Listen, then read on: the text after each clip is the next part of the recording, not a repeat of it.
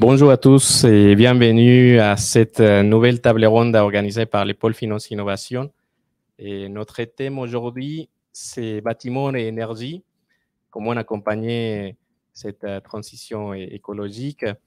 Et un merci à Aeroplace, c'est l'événement organisé en partenariat avec eux. Et merci à nos participants ici dans la salle et au Palais Brognard et au public présent et à distance qui commence à se connecter. Et un grand merci aussi à nos panélistes qui je présente, Nadège de la Conté, fondatrice d'Equina, et Guillaume Parisot, président de Aveltis, et François Lehonneur, directeur de développement ENR du groupe Spirit, et Arnaud Lehuédé, associé immobilier d'Épopée Gestion. Et dans quelques instants, nous aurons aussi Sébastien Coulon qui va se joindre à nous dans 2-3 minutes. Donc, pour commencer la table ronde, je passe la parole à Nadège. Merci, José. Voilà, nous avons le plaisir aujourd'hui de parler d'énergie et de bâtiments, c'est-à-dire un peu du sujet du moment, assez débattu et puis aussi brûlant, on va dire. La COP27 s'est réunie très récemment sur ce sujet d'énergie, que ce soit en Égypte, que ce soit à New York sur le développement durable, etc. Donc on est vraiment au cœur du sujet par la saison aussi, par les préoccupations nationales, européennes. Enfin, l'énergie, politiquement, philosophiquement, c'est vraiment le sujet le plus important. Au-delà de ce côté philosophique et crucial pour la planète, on a la chance aujourd'hui d'accueillir des participants à cette table ronde qui vont nous donner une vision très pragmatique du sujet, des vraies solutions et une vraie vision nouvelle, en fait, plutôt innovante sur la façon de prendre le sujet, la façon de le traiter et les outils aussi. Parce qu'ils vont nous montrer combien on a de possibilités d'avoir des lieux qui soient plus intelligents, moins énergivores, voire producteurs d'énergie, et d'être vertueux. Donc, merci encore à Finance Innovation d'avoir su trouver ces pépites qui sont pour le domaine de l'énergie un vrai regard. Alors, on va commencer par les présenter avec chacun leur force. On va commencer peut-être par Guillaume, qui va nous montrer comment on peut gérer un lieu de façon assez nouvelle. Pour travailler depuis longtemps dans le monde de l'immobilier, je vois évoluer beaucoup de gestionnaires, beaucoup de property, etc., qui font un super boulot. Et là, on a une version nouvelle, c'est-à-dire plutôt engagée sur du résultat, engagée sur comment faire mieux, sur vraiment avec des énergéticiens, si j'ai tout compris, avec vraiment une vraie technologie qui parfois peut pousser aussi à déroger les utilisateurs à déroger au confort de vie, mais en même temps pour avoir au final un produit beaucoup plus vertueux et efficace. Donc je vais pas aller plus loin, mais j'espère vous avoir donné envie d'écouter Guillaume qui va nous expliquer tout ça encore mieux. Et beaucoup plus profondément. Bonjour à toutes et à tous. Donc, Guillaume Parisot, j'ai le plaisir de diriger Aveltis. Donc, effectivement, Aveltis, notre métier, c'est de gérer, donc de préparer et d'exploiter des bâtiments tertiaires pour l'instant, dans un cadre effectivement un peu nouveau, puisqu'on va le faire dans le cadre d'un engagement de résultat sur l'équation économique et engagement de résultat sur l'équation environnementale également. Donc, c'est un modèle effectivement un peu en rupture. On a un rôle qui est effectivement connexe à celui du property manager, mais on est bien prestataire de services engagé et on prend un engagement de résultat sur la manière dont va fonctionner le bâtiment. Donc, effectivement, tout l'enjeu, vous l'avez dit, c'est de concilier de la performance avec du confort. Ce n'est pas des choses antinomiques, forcément. En tout cas, l'idée, c'est bien de concilier les deux. Et de toute façon, il y a des vases communicants entre les deux. Donc, il suffit déjà de raisonner par l'absurde. Le bâtiment le plus économe en énergie, c'est celui qu'on ne chauffe pas, qu'on n'éclaire pas. On voit très vite la limite du raisonnement. Et par ailleurs, en fait, la conviction qu'on a, c'est qu'on ne peut pas bien gérer la performance d'un bâtiment si on n'en a pas bien compris les usages. Et donc, on voit que c'est deux notions qui sont très intimement liées. Donc, aujourd'hui, on gère 13 bâtiments, 13 gros bâtiments tertiaires sous ce forme-là. Il y en a certains qui peuvent prétendre à être parmi les bâtiments les plus performants de France, puisque c'est des bâtiments énergie positive, donc qui produisent plus d'énergie à base d'énergie renouvelable qui vont en consommer à la base sur une année. Et donc, on décline effectivement cette méthode en alliant effectivement la performance du bâtiment avec le confort des utilisateurs. Et ça veut dire qu'on va garantir l'équation économique et environnementale tout en donnant des nouveaux services, donc hospitality management, de la conciergerie, du fitness d'entreprise, pour qu'on puisse donner également un cadre de travail qui soit le plus agréable et le plus propice au travail. Par exemple, est-ce qu'il y a un bâtiment dont vous pouvez parler, justement, quand vous parlez d'un bâtiment en énergie positive? Oui, bien sûr. On gère un bâtiment qui s'appelle Green Office Rueil, qui a été donc développé par Bouygues Immobilier, qui est la propriété de CNP Sogecap et qui est géré par DTZ, avec Unilever, American Express, Ingerop par exemple, qui sont dans le bâtiment. On a Lenovo, Alcon également. Et donc ce bâtiment, c'est un bâtiment à base de géothermie et de panneaux photovoltaïques en termes de production. Et donc qui est aujourd'hui qu'on gère depuis 2014. Et aujourd'hui, quand on se compare, effectivement, on compare les ratios des coefficients de performance, par exemple, de l'installation géothermie, les fameux COP pour les intimes, eh bien, on se rend compte qu'effectivement, on tangente l'état de l'art, puisqu'on est parmi les meilleurs ratios sur ce bâtiment-là.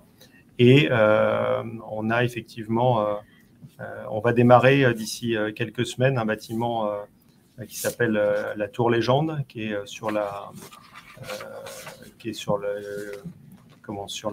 parvis de la Défense, où là, effectivement, l'enjeu, il va être également de fournir tous les services, donc de l'hospitality, un club de direction avec de la restauration, du fitness également. Et donc là, on voit tout l'intérêt d'allier à la fois cette notion de performance avec le confort d'usage des bâtiments sur ces deux actifs. D'accord. Bon, on reviendra après pour en dialoguer. François, je continue avec vous, puisque vous êtes aussi finalement dans l'opérationnel, la réflexion sur l'opérationnel un peu technique chez Spirit pour optimiser tout ce qui est bâtiment et les rendre, si possible, en énergie positive. C'est un peu ça. Je vais préciser. Transformer les actifs. Bonjour à tous et à toutes. Moi, je m'appelle François Henner, je suis responsable de Spirit Energy, qui est la filiale du groupe Spirit qu'on est en train de construire depuis bientôt 1 an. Le groupe Spirit, c'est un groupe de construction, de promotion et d'investissement. On sort à peu près 1000 logements chaque année et on est aussi très présent sur les parcs d'activités. On construit des entrepôts logistiques en proximité des grandes agglomérations. Alors, j'ai eu la chance cette semaine, ou la semaine dernière, de rencontrer le ministre de l'Énergie. Alors, je vais en profiter, ça m'a donné des billes pour préparer l'échange d'aujourd'hui. Ça m'a bien aidé.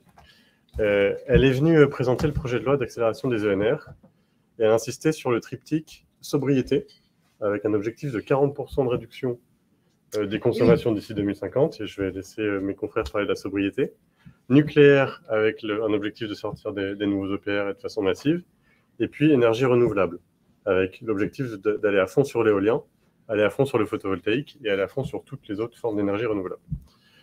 Alors, ce qui est intéressant, c'est que c'est le premier projet de loi qui insiste sur toutes les filières et qui les rassemble dans un texte unique. Et bon, on pourrait se dire que la priorité initiale derrière ce projet de loi, c'est le réchauffement climatique. Je l'espère, mais en tout cas, je pense que ce qui est sous-jacent à ça, c'est surtout la guerre, le conflit géopolitique actuel et la nécessité à court terme de sécuriser un approvisionnement en énergie. Mais vous. Alors, une fois qu'on s'est dit ça, c'est intéressant de voir comment nous, chez Spirit, on peut faire le lien entre l'énergie et le bâtiment. Si on prend toutes les filières de production d'énergie renouvelable, nous, on a uniquement 3 sur lesquelles on peut réellement intervenir. On va avoir la géothermie, on va avoir le photovoltaïque, et on va avoir indirectement la mobilité électrique. La géothermie, vous en avez dit quelques mots. C'est un sujet qui est très intéressant. Est-ce que vous savez quelle est la part d'énergie qui est utilisée pour chauffer en France? Est-ce que vous avez ce chiffre en tête? Moi, je l'ai appris récemment. C'est 47% de l'énergie qui est utilisée pour produire du chaud. Après, c'est le transport à hauteur de 30%. Et après, c'est l'électricité à hauteur de 24%. Donc la géothermie, qui est quand même un formidable moyen de produire du chaud ou du froid, est un levier qu'on doit actionner sur l'ensemble de nos bâtiments. En revanche, on se rend compte que c'est toujours des projets qui sont, pour la géothermie de grande profondeur, qui sont sur des investissements qu'on ne peut pas assumer à l'échelle du bâtiment. Donc qui devront se traiter plutôt à l'échelle d'un quartier, et qui peuvent se traiter sous forme de géothermie de petite surface à l'échelle du bâtiment, et je serais ravi qu'on en discute un peu plus. On a, par exemple, si on voudrait faire de l'éolien, le petit éolien, ça ne marche pas, même si le grand éolien offshore notamment, on sort des énergies à 40 € du mégawattheure, donc c'est très intéressant, mais ce n'est pas compatible tellement avec nos bâtiments. On a le photovoltaïque, moi je crois beaucoup en photovoltaïque, parce qu'on est en capacité très rapidement de déployer des centrales de puissance importante. Nous, on a, sur la partie logistique des grandes toitures, 1000 m², ça représente une puissance de 150 kW crête, et c'est l'énergie qui va être consommée à peu près par 70 habitants sur une année. Une place de parking, quand on fait une ombrière, c'est un peu plus de votre consommation annuelle. Ce n'est pas non plus une production démesurée. Cela étant dit, ça permet de sécuriser un approvisionnement en énergie, tout en sachant que, effectivement, tant qu'on n'a pas une consommation synchrone avec la production, l'énergie renouvelable tient ses limites. Ça peut se traiter de façon différente. Soit on considère que quand l'énergie photovoltaïque produit, on est content, ça permet de ne pas consommer d'hydraulique, de garder des réserves de barrage, garder des réserves de nucléaire. Soit on veut le stocker. Et c'est là où ça peut devenir intéressant. On peut le stocker sous forme de batteries chimiques. Qui sont... Alors, on va y venir. Vous prenez de l'avance sur ma transition. Sous forme de batterie. Nous, chez Spirit, on a investi dans un VOS, qui est un volant d'inertie en béton qui tourne et qui stocke de l'énergie sous forme de déplacement cinétique, d'énergie cinétique. On pourra en parler si vous voulez. Et puis, effectivement, quand on sait que demain, on aura sur nos bâtiments un certain nombre de véhicules qui seront connectés avec des batteries et qu'on pourra faire du véhicule to grid, comme c'est déjà le cas dans certains pays, on aura une réserve de batterie pour stabiliser un réseau qui sera intéressant. Et donc, ça m'amène à mon troisième point, qui est la mobilité. On se rend compte que la mobilité électrique, c'est un axe qui est prioritaire pour la décarbonation du transport. Aujourd'hui, si on peut faire le plein en 2 minutes, demain, ça sera en aucun cas un schéma qui sera possible avec de l'électrique, parce qu'en aucun cas, nos infrastructures de recharge pourront supporter ce dimensionnement. Donc demain, les infrastructures de mobilité seront en lien très fort avec le bâtiment. Donc pour ceux qui ont un véhicule électrique, aujourd'hui, vous savez que vous chargez à peu près 40% du temps chez vous, 40% du travail, et puis au travail, et puis 20% du temps en itinérance. Donc nos bâtiments doivent pouvoir être pourvoyeurs d'infrastructures de recharge.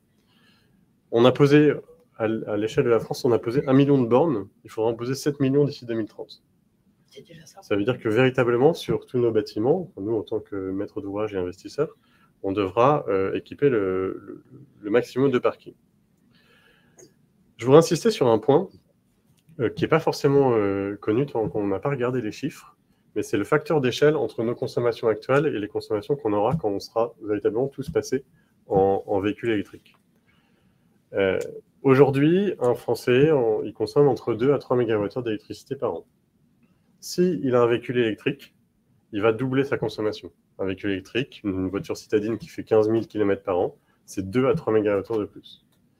Moi, sur mes parkings, si je mets des bornes de moyenne puissance, donc c'est des bornes de 22 kW qui permettent de charger à peu près 100 km en 1 heure, je m'aperçois qu'avec une borne, je consomme plus qu'un bâtiment de stockage de 1000 m².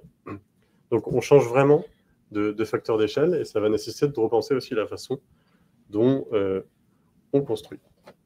Donc voilà les 3 axes sur lesquels on travaille activement chez Spirit Energy pour équiper nos bâtiments, les bâtiments du groupe, et aussi, j'espère prochainement, en externe pour vivre de nos propres ailes sur des modèles économiques qui tournent. Merci. Alors, encore une vision donc, intéressante parce qu'on voit que le bâtiment, les gens qui construisent des bâtiments réfléchissent aussi aujourd'hui avec des filières un peu différentes, développent des moyens différents pour construire. Et ça m'amène en fait à Arnaud, je reviendrai vers vous, Guillaume, du coup après.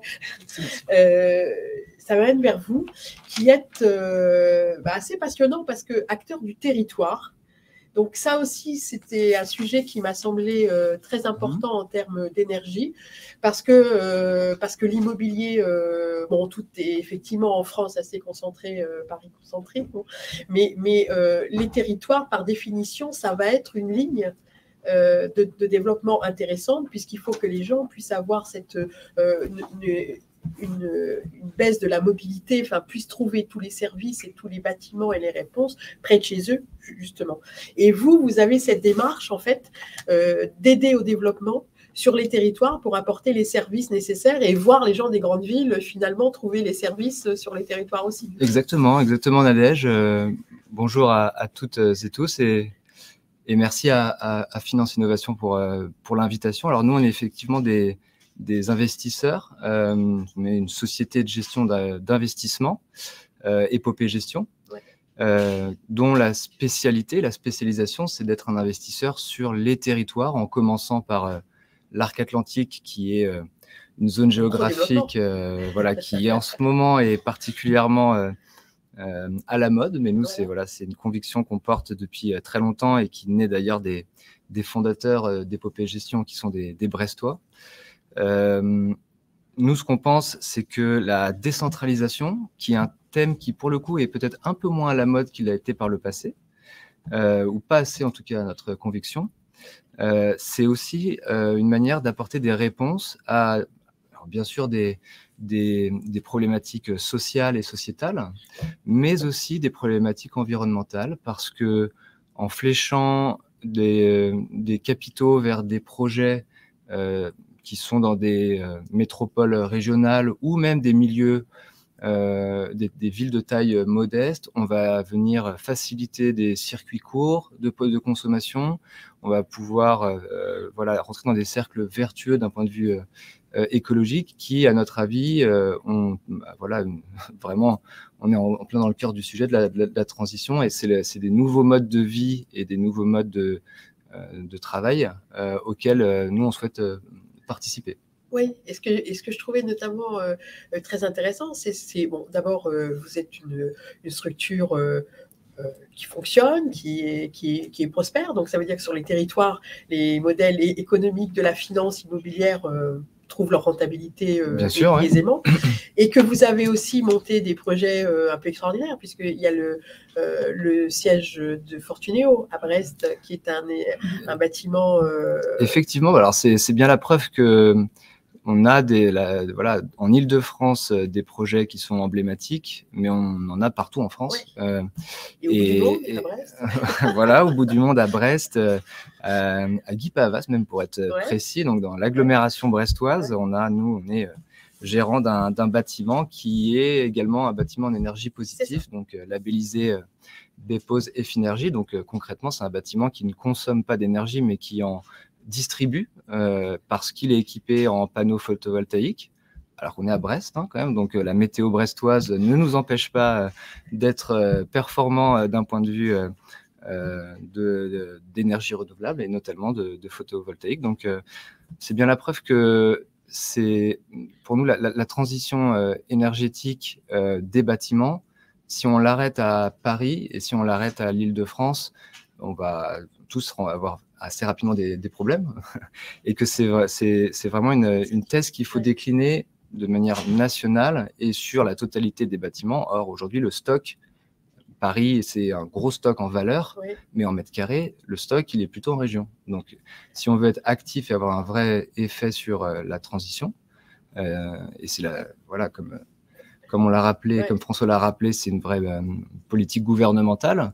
c'est aussi en région qu'il faut pouvoir être performant. Avec des investisseurs comme vous. Et vous disiez, je crois, que pour monter des bâtiments justement qui répondent au mode de vie des gens qui vont en province ou même des gens qui sont en province, avec à la fois du coworking, de la restauration, enfin des mix usages, des agglomérations 40 000, 80 000 habitants, ça fonctionne? Bien sûr. Alors nous, c'est vraiment une conviction, c'est que la transition énergétique, elle passe bien sûr par une amélioration de l'impact des mètres carrés existants, mais aussi de la sobriété de mètres carrés. Donc, on n'est pas des apôtres de la décroissance, hein, mais on pense qu'il y a vraiment moyen aujourd'hui de partager des mètres carrés, le coworking, le co-living, les partages d'usage.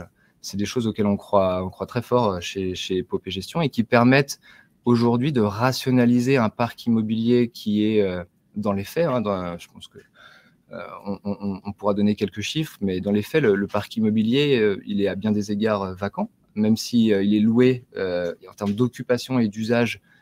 On a beaucoup de mètres carrés qui ne sont pas utilisés. Et donc, en mettant en commun ces mètres carrés, le coworking en est l'exemple le plus flagrant, on est déjà en train de participer à de la sobriété énergétique. Voilà. Donc ça, c'est quelque chose sur lequel nous, on est actifs et qu'on souhaite développer en région, parce que le coworking, pour nous, c'est pas que le 8e arrondissement parisien, il a sa place partout en France. C'est intéressant. Vous existez depuis quand? Alors, on existe depuis 2020, donc on aime dire qu'on est ESG native. Ouais. Certaines entreprises sont des digital natives, donc sont nées avec le digital. Nous, on est nés dans un environnement Covid. Donc, pour nous, l'ESG n'est pas forcément à prendre, à laisser une option. Ça fait partie de tous nos modes de décision, toutes nos grilles d'investissement.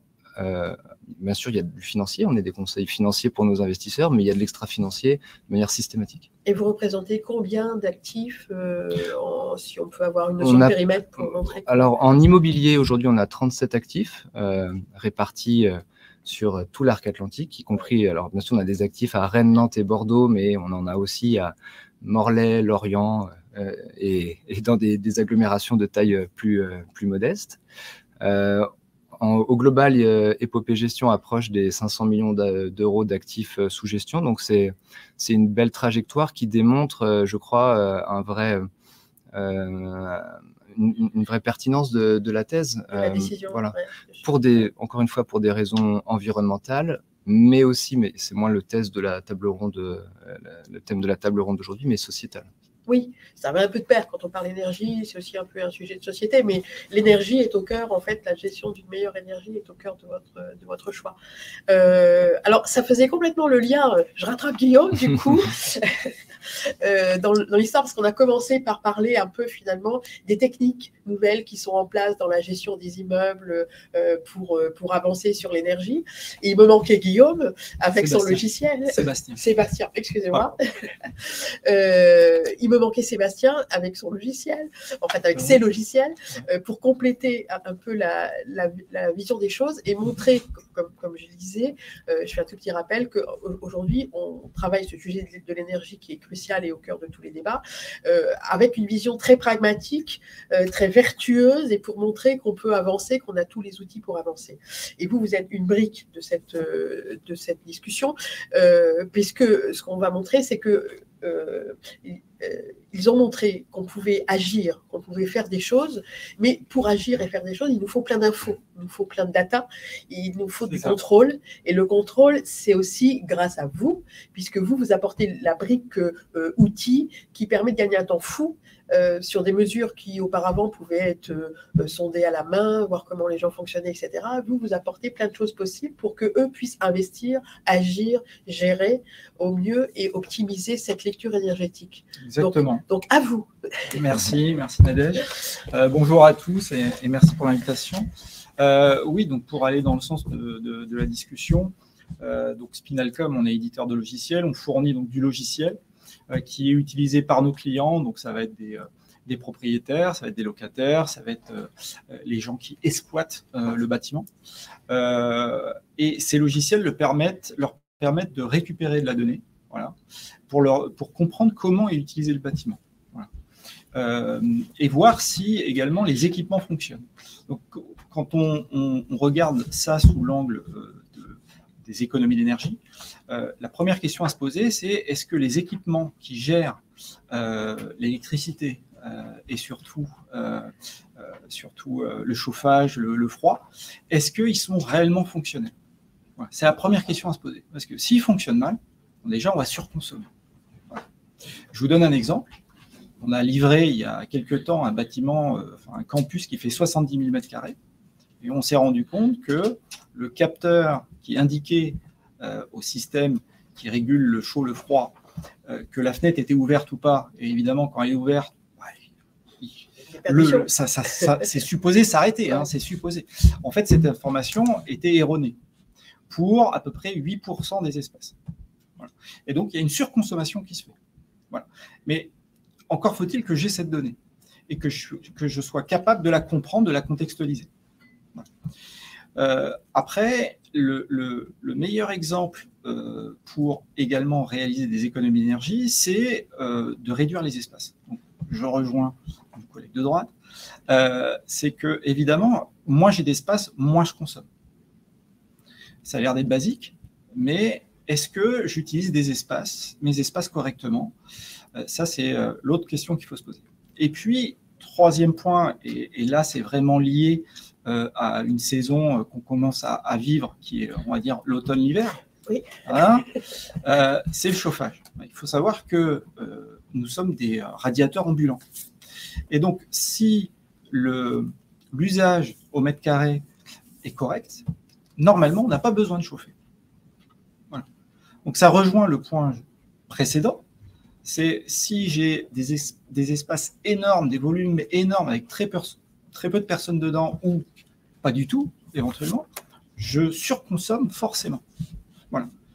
Et donc, la meilleure économie d'énergie, c'est l'énergie qu'on n'utilise pas. Voilà. Donc, il faut absolument arriver vers cette sobriété d'usage des mètres carrés. Et bon, alors maintenant, je récupère des mètres carrés. Qu'est-ce que j'en fais? Ça, c'est une autre histoire. Ouais. Mais déjà, être capable de faire la mesure de l'usage, c'est le point de départ vers une réflexion. Voilà. D'accord. Et puis, quatrième point, là où on va aller un peu plus loin, et c'est tout de suite un peu plus complexe, c'est qu'on va être capable de piloter les systèmes donc, qui gèrent le chaud, le froid, le renouvellement d'air, ce genre de choses, donc en temps réel et par rapport à un usage réel. Donc, évidemment, il n'y a personne dans la pièce. Pourquoi la refroidir ou la chauffer? Il y a peut-être une bonne raison, c'est que cette pièce a été réservée pour dans 2 heures. Donc là, ça vaut le coup de la garder en température. Mais il est 16 heures du soir et personne ne l'a réservée. Et je regarde l'agenda, enfin le système regarde l'agenda et elle n'est pas réservée avant 14 heures le lendemain. Il y a tout un temps où il n'y a pas forcément besoin de chauffer ou de refroidir. Donc l'idée aussi, c'est de piloter les systèmes vis-à-vis d'un usage réel. Voilà. Et non plus d'un usage théorique qui a été défini et on dit à 8 heures il fait 20 et puis à 20 heures on arrête. Voilà. Il y a d'autres exemples hein, comme l'éclairage.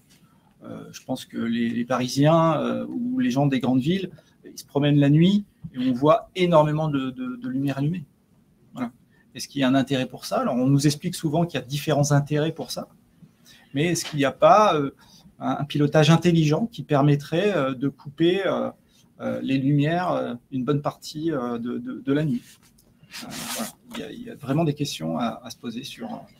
Alors, est-ce qu'on peut dire, par rapport à votre activité, parce qu'on peut dire que bon, ces questions-là, on peut dire qu'on se les est posées. Enfin, on essaye d'éteindre les lumières, on essaye de. Bon, c'est des choses qu'on se pose, mais est-ce que la grande différence aujourd'hui, c'est qu'on est passé quelque part de choses, de la mécanique automatisme, etc., à tout ce qui est informatisé, à tout ce qui est gestion de data un peu plus fine, enfin, il y a à l'informatique, en fait. Oui. Est-ce que c'est ça qui change les choses? Est-ce que c'est ça qui est la clé de votre apport, ou c'est encore différent? Est-ce que ça va beaucoup plus vite avec vos systèmes disons que en fait, chez Spinalcom, ce qu'on essaye de reproduire, c'est ce qui se passe dans le cerveau humain. C'est-à-dire que quand je regarde quelque chose, je contextualise énormément d'informations en même temps.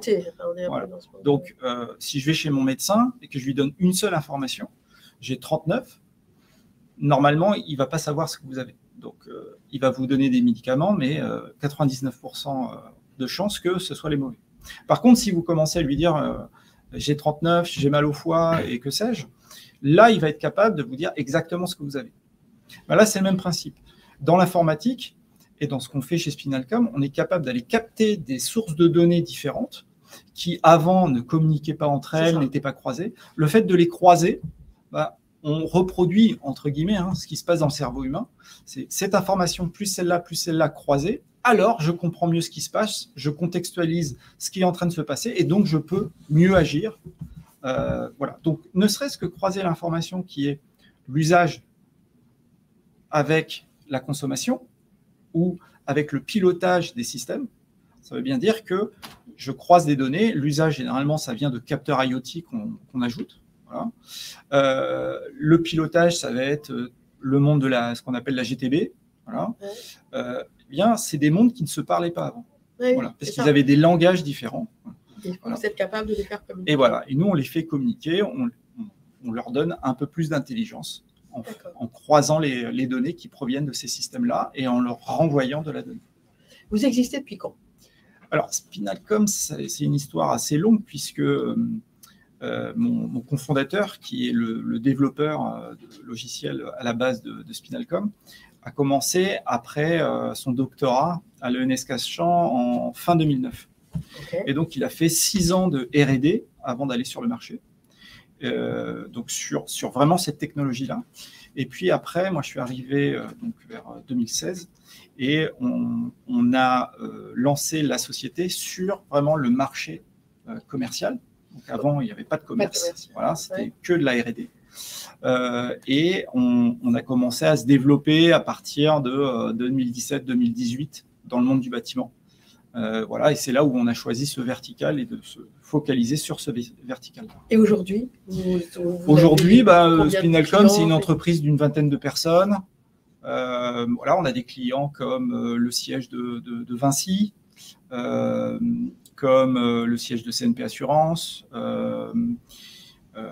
comme un petit siège qui va sortir. Alors là, je suis en train de parler de grands bâtiments, mais il y a aussi des petits bâtiments. Là, il y a un petit siège qui va sortir sur Paris qui s'appelle Yuri, voilà, qui fait moins de 5000 m². Voilà. Donc, c'est aussi des systèmes qui peuvent s'adapter à la taille du bâtiment. Voilà. Évidemment, il faut avoir des ambitions pour déployer ce type de logiciel. D'accord. C'est très intéressant parce que cette première présentation, en fait, qui parle de l'énergie par les usages, en fait, on voit très clairement que tous, vous travaillez, enfin, vous n'êtes pas, vous vous limitez pas à observer soit les matériaux, soit les fonctions, soit les outillages du bâtiment, mais à chaque fois, vous croisez les choses avec les usages existants ou les usages à venir, avec la mobilité, où vous partez du principe que l'énergie, ça va fonctionner comme ça. On va arriver à faire des progrès si on couple les deux. Et ça, je pense que c'est une vision très novatrice, en fait, au moins dans sa formulation, parce que peut-être qu'on fait de la prose sans le savoir et qu'intuitivement, certains avancent un peu comme ça, mais pour l'exprimer, pour le clarifier, pour y mettre des méthodes, des objectifs et des outils, je pense que là, on apporte une vraie lecture à la relation énergie et bâtiment. Et je pense aussi qu'une lecture transverse, je vais vous laisser réagir un peu entre vous, une lecture transverse essentielle de cette table ronde, c'est la transformation notamment de la relation. Quand on avait discuté ensemble, on l'avait un peu mis en avant, enfin vous l'aviez un peu mis en avant notamment, la relation entre du coup le propriétaire des bâtiments, c'est-à-dire le bâtiment, si on veut bien dire, et son occupant, c'est-à-dire le locataire. Donc en termes de finance, si on revient un peu à la dimension finance de l'immobilier, qui est une clé non nulle, et ben c'est la relation peut-être bailleur-locataire qui est très transformée par cette notion d'énergie. Parce qu'aujourd'hui, la finance se transforme notamment aussi avec l'ISR, c'est-à-dire qu'aujourd'hui, on on arrive à faire de la finance qui va être bonne que si elle est durable, enfin, si elle a une vertu. Mais si on a un locataire qui fait n'importe quoi, le propriétaire, enfin le bâtiment, il ne va pas être bon non plus. Donc, ça m'a semblé, au travers de vos discussions, être un sujet, notamment mis en avant dans cette nouvelle aventure de l'énergie. Comment on établit les choses, et pour vous, est-ce que c'est un vrai sujet? Est-ce que c'est facile? Est-ce que c'est compliqué? Est-ce que c'est... voilà, je ne sais pas qui veut un peu me parler. Il y a plein de choses à dire derrière ça. Déjà, il y a une première chose qui est que sur l'aspect énergétique, dans la relation bailleur-locataire, ce n'est pas forcément celui qui décide qui paye. Assez souvent, c'est le propriétaire qui peut avoir la main, et finalement, c'est le locataire qui paye les charges. Donc, il y a un vrai sujet de travailler ensemble pour qu'on partage des intérêts communs et que ça ne soit pas chacun dans son coin qui prend des décisions qui l'importent lui, mais qui ne vont pas dans le sens finalement du fonctionnement vertueux du bâtiment. Et là, il y a pas mal de transformations. On commence effectivement, à l'aune des démarches ISR, RSE, ESG, tout le vocabulaire, on se rend compte qu'il commence à y avoir des réflexions en disant, mais finalement, un locataire qui ne joue pas le jeu, en fait, il me pose un problème même vis-à-vis de la possession de ce bâtiment, puisque je vais avoir un bâtiment qui va avoir des indicateurs environnementaux qui ne vont pas être bons, et donc potentiellement qui a moins de valeur à la revente. Et ça, ce type de réflexion existait absolument pas il y a quelques années. Il y a quelques années, le loyer, c'était celui qui proposait le meilleur loyer, bien sûr, parce que c'était la première clé de lecture.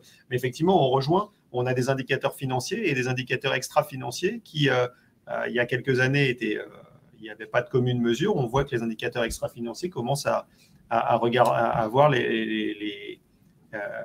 tutoyer les indicateurs financiers. Et ça, c'est un message qui est extrêmement important parce que ça change complètement la manière dont on va gérer le bâtiment. Vous constatez?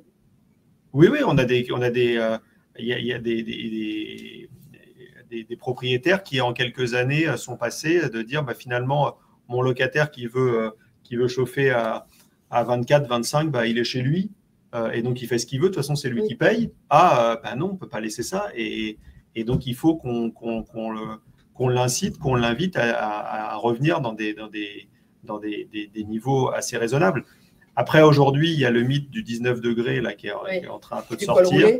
Alors, plusieurs choses là-dessus aussi. Il y a plein de choses à dire. Mais déjà, si on était tous à 21, je pense que ça serait déjà pas mal. Donc, il y a déjà des efforts. Et puis il y a surtout les différences de température. Vous avez beaucoup de bâtiments où vous pouvez avoir des zones qui sont confortables, des zones pas confortables parce que soit le pilotage n'est pas bien fait, soit le bâtiment n'est pas forcément bien équipé, les systèmes ne sont pas bien équilibrés.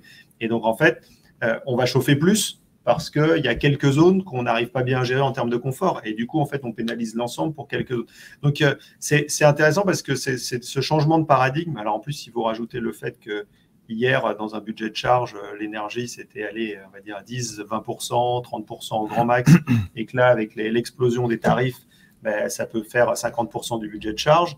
Alors, je parle en bureau, là, pour ceux qui connaissent un peu les chiffres. Ce n'est pas les mêmes forcément dans d'autres, en logement ou en logistique, mais en bureau, c'est à peu près les ratios qu'on observe. Évidemment, il y a quelque chose qui était finalement un sujet complexe et qui n'était pas si important que ça, alors quand même s'il fallait faire plaisir à ma direction RSE, donc j'y allais un petit peu. Aujourd'hui, finalement, ça peut être la moitié du budget de charge, donc c'est quelque chose que je vais regarder de manière extrêmement attentive. Donc, l'augmentation du prix de l'énergie, c'est déjà les raisons pour lesquelles ça augmente sont dramatiques. Les conséquences sur l'économie sont dramatiques. Et par contre, effectivement, ça permet, quand on fait tourner les ROI sur des actions d'amélioration, des actions qui avaient été laissées un peu de côté parce que le ROI ne tournait pas, là, elles redeviennent intéressantes. Et donc là, c'est ce qui est magique dans la finance, c'est qu'il suffit que le ROI soit favorable. Et puis hier, il n'y avait pas d'argent, aujourd'hui, il y en a. Et ça peut aller très vite, ça peut basculer très, très rapidement d'un côté comme de l'autre. Donc ça, c'est peut-être une petite lueur d'espoir par rapport à ça. C'est que moi, je pense que c'est effectivement de nature à déclencher des actions d'amélioration qui étaient un peu bloqué. Vous en avez déjà vu arriver, ça commence ou... nous, sur tous les actifs qu'on gère, on nous a demandé de revoir les plans d'investissement parce qu'évidemment, quand vous changez le retour sur investissement parce que vous changez la valeur du kilowattheure, bah, effectivement, le ROI, c'est plus du tout le même. Et l'argent, il y en a aujourd'hui. Le sujet n'est pas de l'investissement, il y en a même certains, il y en a trop dans la collecte. Et donc, si on peut justifier d'un retour sur investissement d'action et qu'il y a des tiers qui peuvent le prendre à risque, et ben dans ce cas-là, il n'y a pas de sujet. En fait, il n'y a pas de sujet d'aller mettre de l'argent si c'est rentable. Oui. Et c'est là où je dis que c'est là où c'est intéressant. Et donc, moi, ma conviction, c'est qu'effectivement, on va avoir beaucoup d'actions qui étaient bloquées qui vont se débloquer. Vous qui êtes investisseur. Ah bah, nous, on est en plein dedans. Alors, sur le choix du locataire auquel tu faisais référence, nous, on l'a institutionnalisé et industrialisé quelque part. Le fait de, quand on est soit en acquisition, soit qu'on discute sur un actif d'une prise à bail, on va bien sûr regarder les éléments financiers, mais on regarde aussi les éléments extra-financiers. Et on va venir valoriser, bien évidemment, des preneurs qui seront avec une consommation d'énergie et un impact sur le bâtiment, sur son usage. On va venir les favoriser, ceux qui sont positifs, et pénaliser ceux qui sont négatifs. Et on va même au-delà, puisqu'on a dans notre grille également une prise en compte de l'impact social et sociétal de ces preneurs. On va venir regarder combien d'emplois seront hébergés dans nos murs. On va venir regarder quelle est l'activité du preneur. Et là, on utilise une grille des Nations Unies qui va classer les industries. Est-ce qu'elles sont positives, neutres ou négatives? Si on a un preneur qui fait partie d'une industrie négative, nous, on peut être amené à refuser ce preneur alors que les conditions financières sont très bonnes. Donc, je suis à 100% en accord avec ce que tu présentais. Après, pour revenir, une fois que le locataire est là, au sujet de la relation propriétaire, locataire et de l'évolution, alors c'est sûr que là, on a vécu un Big Bang récemment, avec notamment le décret tertiaire, qui est une obligation commune aux locataires et aux propriétaires de reporter ces consommations, de les optimiser dans le temps. Donc voilà, on s'est retrouvés du jour au lendemain pour le législateur, tous les deux à devoir reporter, donc il fallait de toute façon se parler. Et ça, c'est vraiment vertueux. Alors nous, pareil, chez Popé Gestion, on a voulu aller un peu au-delà, on l'a institutionnalisé, on propose à tous nos locataires des comités verts annuels. Donc voilà, le monde d'avant, c'était, on se parle tous les 3 ans. Oui, on ne se parlait pas beaucoup. À chaque option de sortie, donc pour un bail de 12 ans, il y a des locataires à qui on parlait tous les 12 ans. Globalement, c'est comme ça que l'industrie fonctionnait avant. Nous, voilà, on pense que c'est au moins sur une base annuelle qu'il faut parler de sujets ESG. Effectivement, on a des sujets commerciaux, financiers, on a un bail en place, une relation contractuelle, on ne va pas en parler tous les ans. Mais sur les usages du locataire et sur la manière dont on peut optimiser son occupation, ça, au moins une fois par an, il faut s'en parler. Je nuancerai quand même, et je pense que c'est vraiment quelque chose d'important, c'est qu'on n'a aucun levier, nous, en tant que propriétaires, sur l'usage, au final, de l'occupant. On ne peut pas sortir un locataire parce qu'il décide de monter la température chez lui. Donc, ça sera toujours, au final, au moment du choix du locataire, où il faudra pouvoir évaluer son côté responsable d'un point de vue environnemental. Mais une fois qu'il est en place, d'un point de vue légal, il est chez lui. Donc ce sera toujours la limite de l'exercice d'un point de vue propriétaire. Mais quand vous dites effectivement, on va évaluer sa capacité à consommer correctement, comment? C'est simple, hein, c'est souvent son activité déjà. Oui. Quand on est sur de la logistique, par exemple, une activité industrielle qui va consommer énormément d'énergie et n'aura pas le même impact qu'une autre. Et en l'occurrence, on a quand même beaucoup de documentation sur le sujet. Oui. on a des grilles, notamment celle des Nations Unies, qui est bien faite, qui est transparente et qui, voilà, nous, dans notre grille d'évaluation derrière des actifs, va venir tout simplement nous rapporter ou nous enlever des points qu'on reporte ensuite à nos investisseurs. Donc, on rend des comptes aussi sur l'impact et les choix qu'on fait en gestion. Mais alors, je vais provoquer un peu, mais je vais dire, si vous dites par exemple pour la logistique, ça consomme énormément, etc., ça veut dire que plus personne va investir dans la logistique? Non, ça veut dire que soit on va pouvoir sélectionner de la logistique qui impacte plus ou moins, qui a un impact plus ou moins négatif sur l'environnement, plus ou moins positif. Et ça veut dire surtout que pour les usages, au sens large, qui ont un impact carbone, on va voir, nous, comment est-ce qu'on peut le nuancer, l'améliorer. Nous, on est dans une démarche, je suis désolé, c'est de l'anglais, mais le référentiel est en anglais, c'est Best in Progress, du label ISR. Et le label, le Best in Progress, ça veut dire que nous, on s'engage à améliorer nos actifs sur 3 ans. C'est essentiel parce que si tout le monde achète tout simplement les actifs qui sont aujourd'hui performants, on a tout un stock qui périclite et sur lesquels on n'a pas de solution. Ce qu'il faut, au contraire, c'est favoriser des démarches où on investit sur des actifs performants, bien sûr, mais aussi sur des actifs non performants sur lesquels on va venir investir et les améliorer pour les rendre plus performants. Donc ça ne veut pas dire, on est quand même dans, effectivement, on peut recycler finalement les actifs qui existent. On n'est pas dans abat tout ce qui est ancien et on reconstruit. Non, parce que c'est contre-productif. Le stock, de toute façon, la production annuelle, c'est 3% du stock. Donc si on se concentre juste sur les 3% des actifs qui sortent de terre aujourd'hui et qui sont environnementalement, c'est sûr, bien meilleurs que ceux des années 70, on va mettre 35 ans à résoudre le problème. Et je pense que les rapports du GIEC nous ont démontré que la solution, il ne fallait pas la trouver dans 35 ans. Donc, on a un vrai sujet d'immédiateté et pour pouvoir répondre à cette problématique, il faut s'attaquer au stock existant. Donc, il faut pouvoir acheter des actifs qui sont non performants, pouvoir bien sûr accompagner des usages qui sont non performants, mais par contre avec un vrai plan d'action et un vrai plan d'investissement pour les améliorer. Ok.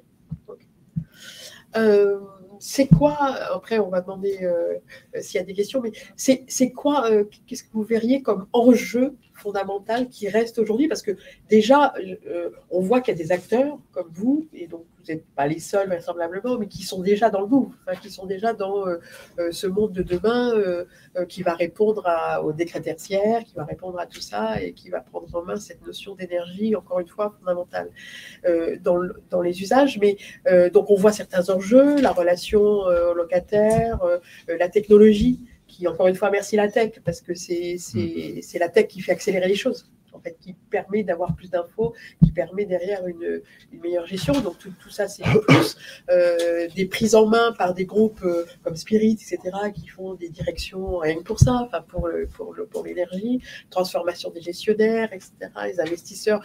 Bon, on voit que tout ça bouge.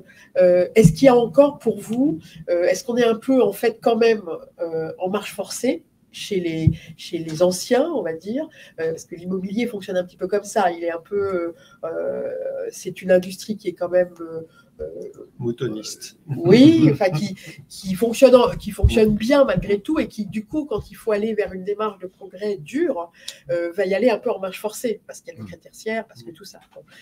Alors, on est un peu en mode de marche forcée, mais on voit qu'il y a des gens qui sont très en avance. Est-ce qu'il y a des enjeux encore, je veux dire, est-ce qu'il y a des choses où vous dites, il y a encore un monde là, il y a encore des axes fondamentaux qu'il va falloir explorer pour avancer? Oui. Moi, j'aimerais bien partager deux points qui m'ont particulièrement marqué, que j'ai entendu dans la littérature scientifique, et qui renvoient à véritablement la sobriété et la préservation des ressources, et à la façon dont on va mobiliser la technologie pour des usages véritablement vertueux.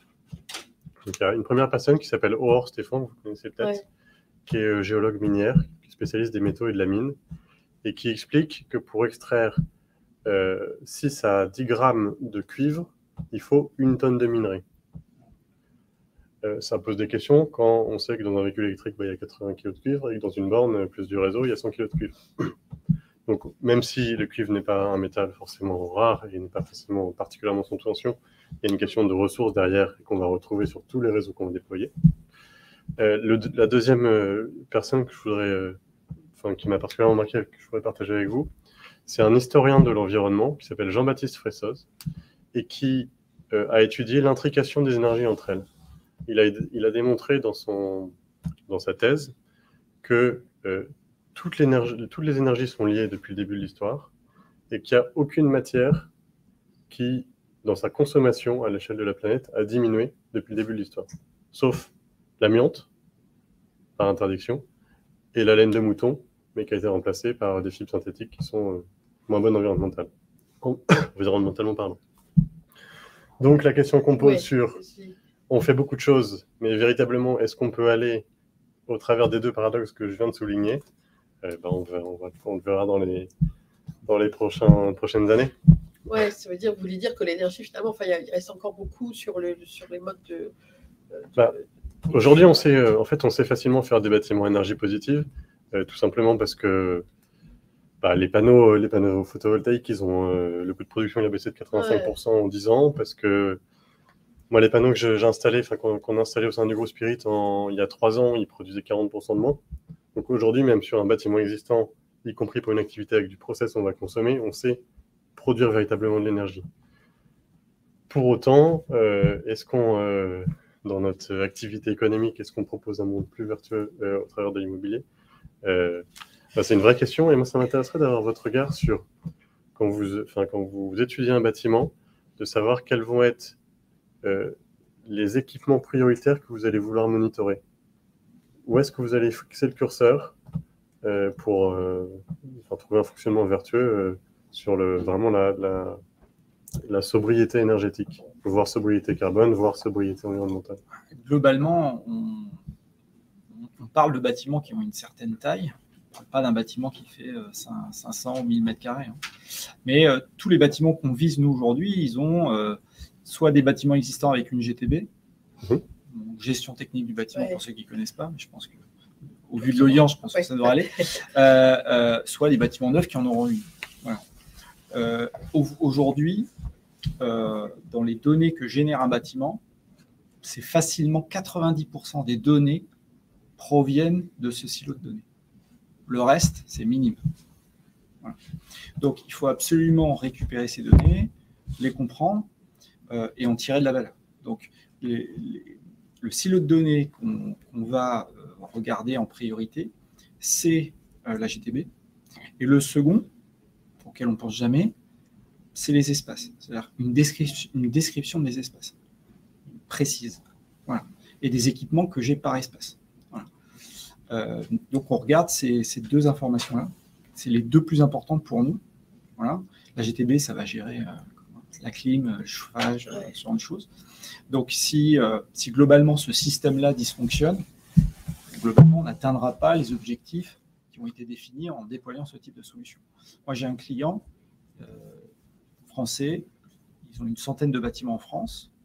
Leur conclusion, c'est qu'il y aurait uniquement sur les 100 bâtiments à peu près 4 GTB qui fonctionnent correctement. Voilà. Et vous parliez des enjeux. Moi, je pense qu'il y a un enjeu très important qui est lié à ce que je viens de dire. C'est la collaboration entre les différents acteurs de la filière. Il y a trop de cassures aujourd'hui.